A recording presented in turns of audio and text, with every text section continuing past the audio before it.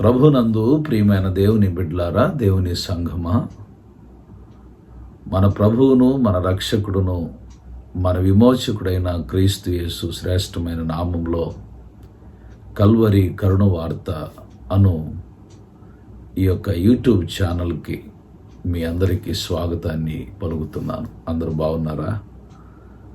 దేవుని మహాకృపలో మిమ్మల్ని అందరినీ మరి ఒక ఉదయకాలమున ఈ రీతిగా కలుసుకోగలిగే భాగ్యము, ధన్యత దేవదేవుడు నాకు ప్రసాదించాడని నేను నమ్ముతున్నాను.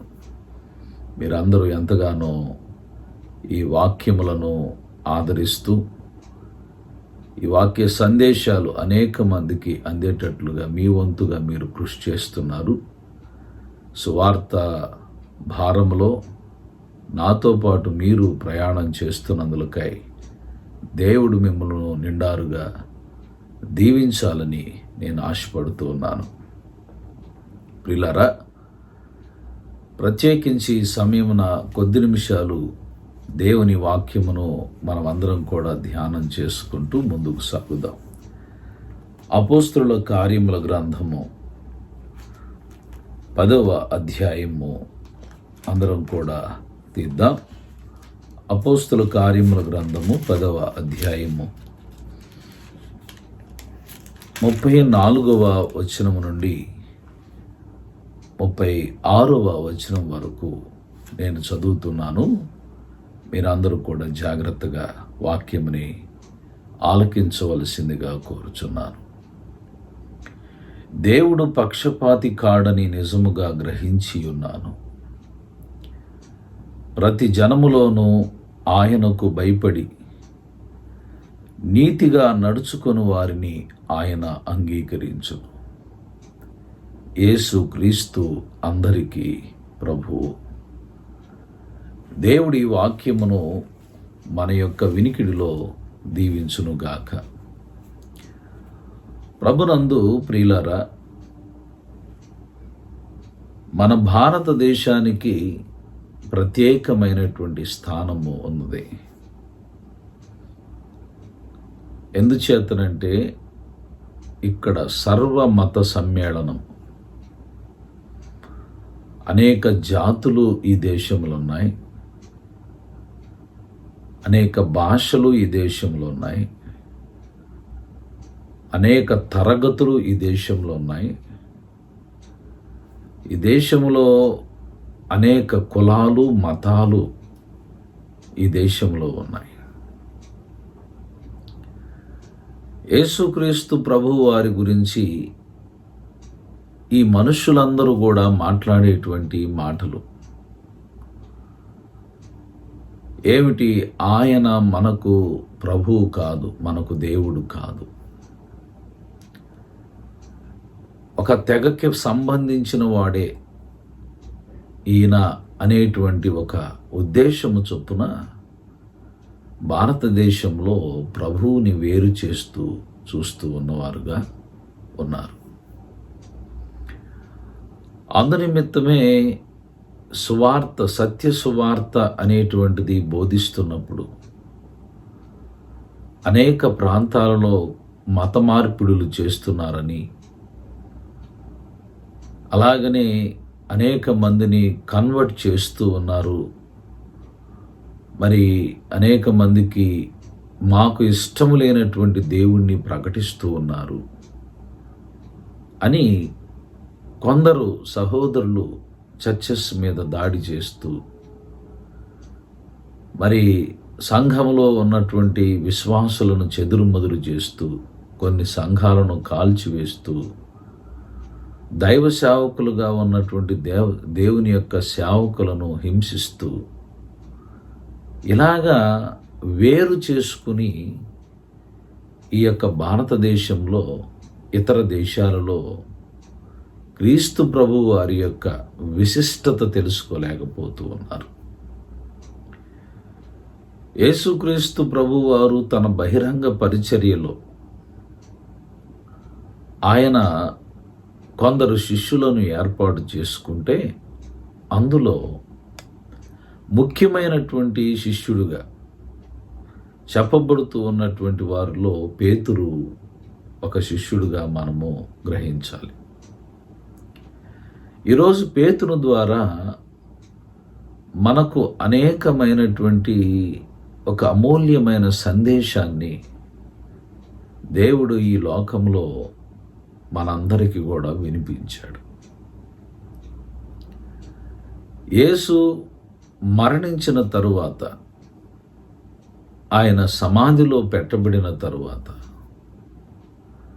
యేసు శిష్యుల్లో ముఖ్యుడిగా చెప్పబడుతున్నటువంటి పేతురుని దేవుడు మొట్టమొదటిగా పిలిచినప్పుడు, రండి నేను మిమ్మల్ని మనుష్యులను పట్టు జాలరులుగా చేస్తాను అని ఒక పిలుపునిచ్చి ఆయన పిలుచుకున్నాడు.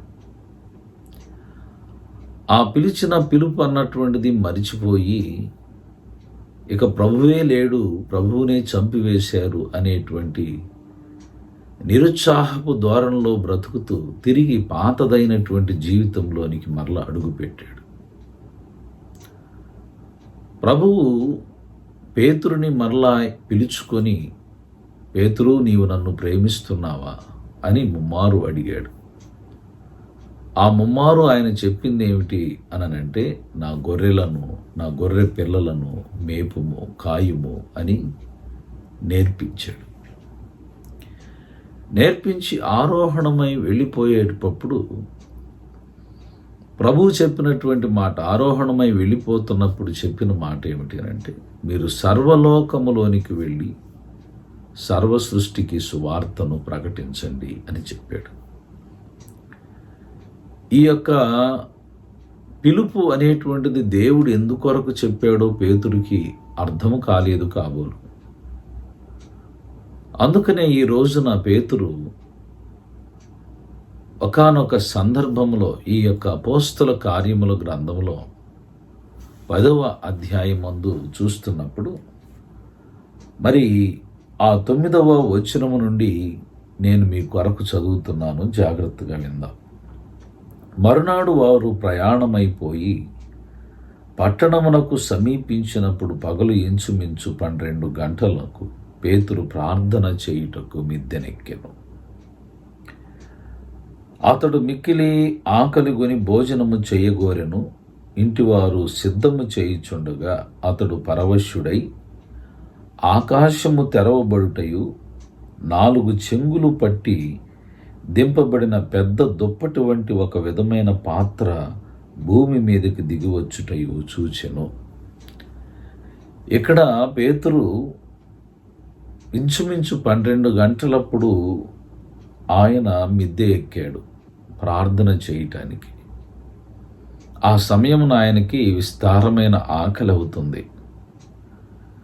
ఈ ఆకలి అవుతున్నప్పుడు ఆ ఇంట్లో ఉన్నటువంటి వారు ఆయనకి భోజనము సిద్ధం చేస్తున్నారు. ఈ సిద్ధపరుస్తూ ఉన్నటువంటి సమయంలో ఈ ప్రార్థనలో ఆయన ఆత్మవశుడైపోయాడు.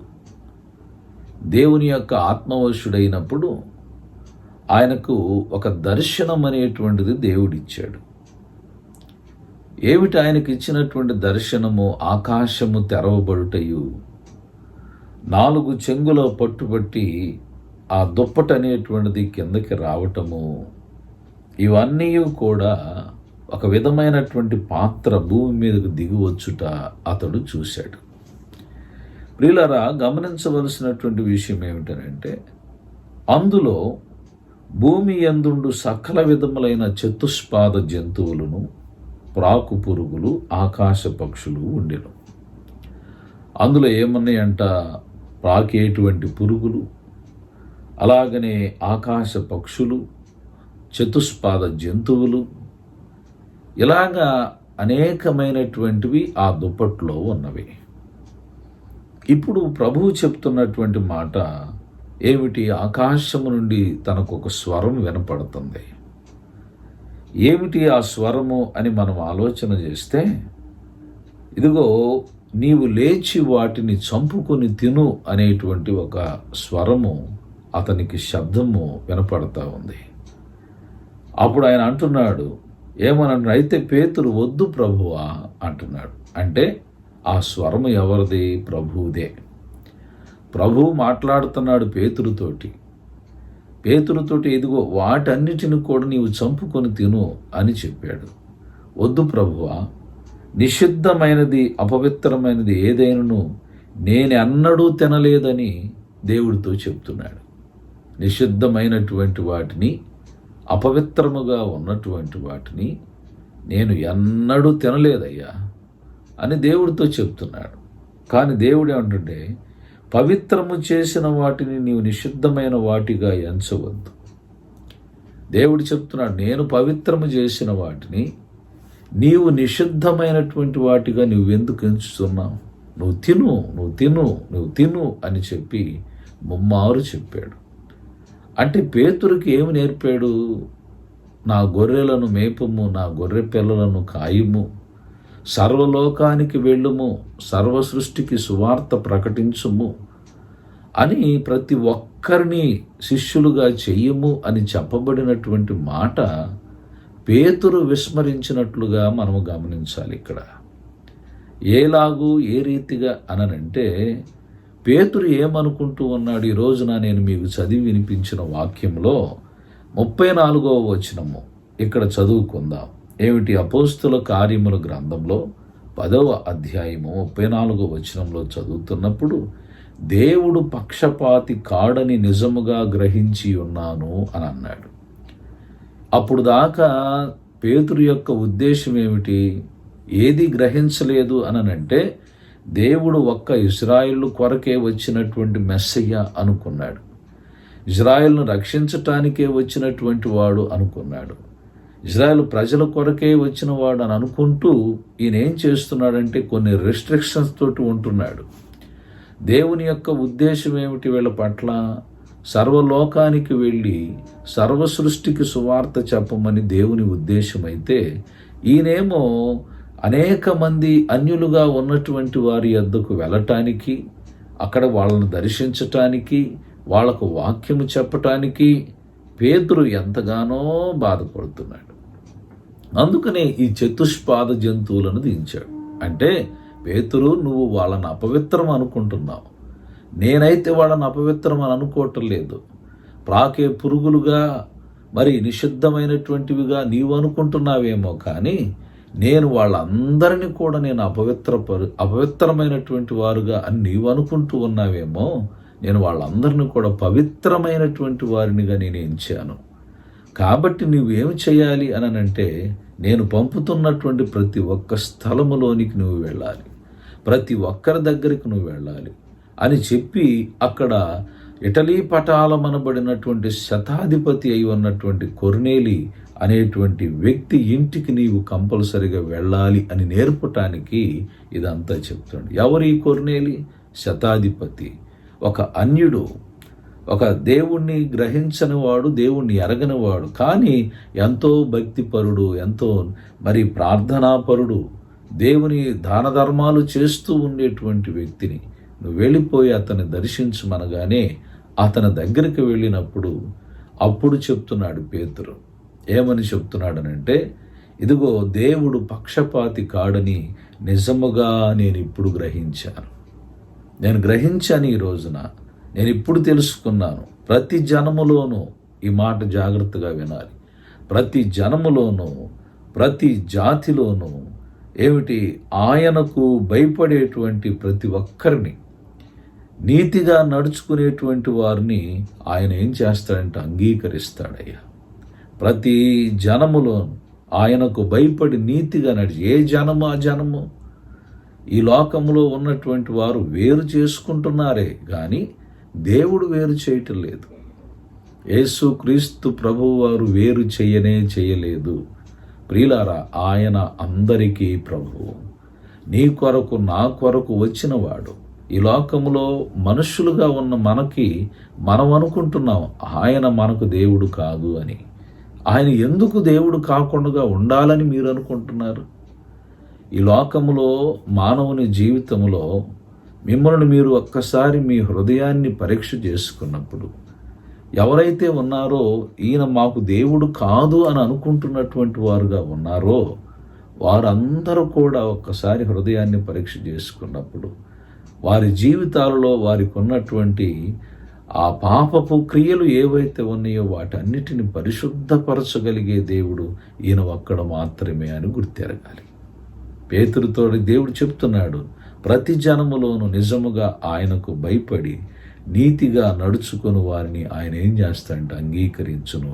యేసుక్రీస్తు అందరికీ ప్రభు, ప్రతి ఒక్కరికి ఆయన ప్రభువుగా ఈ లోకములోనికి ఉద్భవించాడు. ఆయన ఎడల మీరు భయభక్తులు ఉంచితే చాలు. ఈ లోకంలో మనము చేసేటువంటి అతిక్రమ క్రియలు ఎన్నో మన నోటిల వల్ల, క్రియల వల్ల, ఆలోచనల వల్ల, తలంపుల వల్ల దేవునికి విరోధమైనటువంటి జీవితాన్ని జీవిస్తూ ఉన్నాం. వాటన్నిటినీ ఏమంటారు అని అంటే పాపపు క్రియలు అని అంటారు. ఈ పాపము వలన మనము చేసేటువంటి ఈ పనుల వలన మనకు వచ్చేటువంటిది శాపమే. శాపగ్రస్తమైనటువంటి జీవితాలను మనం అనుభవిస్తాం. దానివల్ల మనం శిక్షకు పాత్రలం అవుతాం. దాని నుంచి విడిపించగలిగే ఏకైక దేవుడు యేసుక్రీస్తు వారు మాత్రమే. అందుకని ఆయన చెప్పాడు, నేను పాపులను రక్షించుట కొరకు ఈ లోకంలోనికి వచ్చాను. నశించిన దానిని వెదక రక్షించటానికి నేను ఈ లోకంలోనికి వచ్చాను. కాబట్టి ప్రతి జనములో, భారతదేశంలో ఉన్న అనేక మంది అనుకుంటున్నారు యేసు ఆ క్రైస్తవులకు మాత్రమే అనుకుంటున్నారు. కాదండి, ఆయనకు లేదు ఆ ఉద్దేశం. నీకు ఆ ఉద్దేశం ఉన్నదేమో. అయ్యా నా కుమారుడా, నేను నీ కొరకు ప్రాణం పెట్టడానికి వచ్చాను. నీ పాపముల కొరకు ప్రాణం పెట్టడానికి వచ్చాను. నీవు చేసిన దోషభరితమైన క్రియల కొరకు, నీ నిమిత్తమై నేను ప్రాణం పెట్టుట కొరకు, నీ కొరకు నేను వచ్చాను నా బిడ్డ అని ప్రభువు నిన్ను పిలుస్తున్నాడు. ప్రభు నిన్ను ఎంతో ప్రేమతోటి ఆహ్వానిస్తున్నాడు. కనుక నీవు వేరు చేసుకొనక దేవుని ప్రేమ ఏమిటో తెలుసుకో, దేవుని కృప ఏమిటో తెలుసుకో. ఆయన నీ నిమిత్తమే ప్రాణం పెట్టాడు, నా నిమిత్తమే ప్రాణం పెట్టాడు, మనందరి కొరకు ఆయన ప్రాణం పెట్టాడు. అందుకనే ఆయన పుడుతున్న సమయంలో దేవదూత చెప్పిన మాట ఏమిటో తెలుసండి? ఇదిగో ప్రజలందరికీ కలుగుబో మహా సంతోషకరమైన సువర్తమానం, దావీదు పట్టణమందు నేడు రక్షకుడు మీ కొరకు పుట్టాడు అని అన్నాడు. ఎవరు వారు? ప్రజలందరూ అన్నాడు. ప్రజలందరూ అనంటే ఎవరు? భూమి మీద ఉన్నవారు. వాళ్ళు వేరు, వీళ్ళు వేరు, వీళ్ళు వేరు, వాళ్ళు వేరు అని దేవుడికి లేదు. అందరి కొరకు నేను వచ్చాను. ఎందుకు? రక్షించటానికే నేను వచ్చాను. రక్షకుడుగా మిమ్మల్ని అందరినీ కూడా పాపము నుండి, శాపము నుండి, ఆ పాపము వలన వచ్చేటువంటి ఆ శ్రమల జీవితాల నుండి, ఆ మరణకరమైన జీవితం నుండి, పాపం వలన వచ్చు జీతము మరణము అనేటువంటి మాట మనం తెలుసుకుంటూ ఉన్నాము, చెప్పుకుంటూ ఉన్నాం. కానీ దాని నుంచి విడిపించి స్వర్గలోకానికి, పరలోక రాజ్యానికి పంపించడానికి యేసు ఈ లోకంలోనికి మనందరి కొరకు వచ్చాడు. కనుక యేసు మాకు దేవుడు కాదు, మా రక్షకుడు కాదు అని నీవు అనుకోకుండా ఆయన యందు విశ్వాసముతో నీవు భయపడి జీవించినట్లయితే, నీతిగా నడుచుకొని ఆయన యందు భయభక్తులు కలిగి ఉంటే ఆయన నిన్ను అంగీకరిస్తాడు. ఆయన వైపు నువ్వు తిరిగితే చాలు, ఆయన వైపు నీవు తిరిగితే చాలు, ఆయన రక్షణ, ఆయన కృప నీకు అందిద్ది. కనుక ఈ రోజున ఈ గొప్ప రక్షణ వర్తమానం గుర్తెరిగి పేతురు అనుకున్నాడు, నా దేవుడు నాకే సొంతం, నా జనాంగానికే సొంతం అనుకున్నాడు. కానీ ఆయన అందరికీ సొంతమైన దేవుడు. ఆయన అన్యజనులకు తనను తాను ప్రత్యక్షపరుచుకున్నాడు. ఎవరైతే ఆయన వెదకరో, ఎవరైతే ఆయన దగ్గర విచారణ చేయరో వారికి ఆయన నేను దొరుకుతాను అని సెలవిచ్చాడు. కాబట్టి మీరు ఎవరైనా సరే వారి జీవితాల్లో యేసు వైపుకు మీరు తిరిగితే ప్రభువు మీకు గొప్ప సహాయమును చేస్తాడు. అటు రీతిగా దేవుడు మిమ్మల్ని అందరూ దీవించి మీ అందరికీ, మనందరికీ ప్రభువై ఉన్నటువంటి యేసు వైపుకు తిరగండి. ఆయన ఇచ్చే ఉచితమైన రక్షణ అందరూ పొందుకుంటారు. అటు రీతిగా దేవుడు మన కృపతో, ఆయన కృపతో నింపి కాపాడును గాక. ఆమేన్. ప్రార్థన. ప్రేమ కలిగిన తండ్రి, ఘనమైన దేవా, నీవు అందరి కొరకు ఈ లోకానికి వచ్చావు. ప్రతి ఒక్కరిని, నశించిన వారిని రక్షించటానికి వచ్చిన గొప్ప దేవుడవు.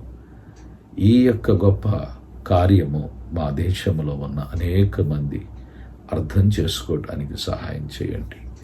ప్రభువుగా నా తండ్రి, వారు వేరుగా అనుకుంటున్నారు కానీ నీవు వేరు అనుకోలేదు ప్రభా. నీవు అందరి కొరకు ఈ లోకంలోనికి నరుడుగా అవతరించినటువంటి గొప్ప దేవుడు. నీ ప్రశస్త రక్తము చేత మా జీవితాల్లో మేము చేసిన మా దోష క్రియలన్నిటినీ, పాపపు క్రియలన్నిటినీ అయ్యదుగు నా తండ్రి కడిగివేయి గొప్ప దేవుడుగా నీవు ఉన్నావనే విషయం నీ బిడ్డలమైన మేము జ్ఞాపకం చేసుకుని నీ రక్షణ వైపుకు తిరిగేటట్లుగా సహాయమును దయచేయమని యేసు నామమును అడిగి వేడుకొని ప్రార్థిస్తున్నాం తండ్రి. ఆమెన్. తండ్రి, కుమార, పరిశుద్ధాత్మ త్రియేక దేవుని దీవెన మీకు తోడుగుండి ప్రభు మిమ్మల్ని ఆదరించి కాపాడును గాక. ఆమెన్. God bless you. దేవుడు మిమ్మల్ని అందరిని దీవించును గాక. దయచేసి లైక్ చేయండి, షేర్ చేయండి, సబ్స్క్రైబ్ చేయండి. ఈ ఛానల్ అనేక మందికి చేరువయ్యేటట్లుగా మీ వంతు సహకారాన్ని మీరు అందించండి. రానున్న దినాల్లో అమూల్యమైన వాక్య సందేశాలు ప్రభు మీతో పంచుకోబోతున్నాడు.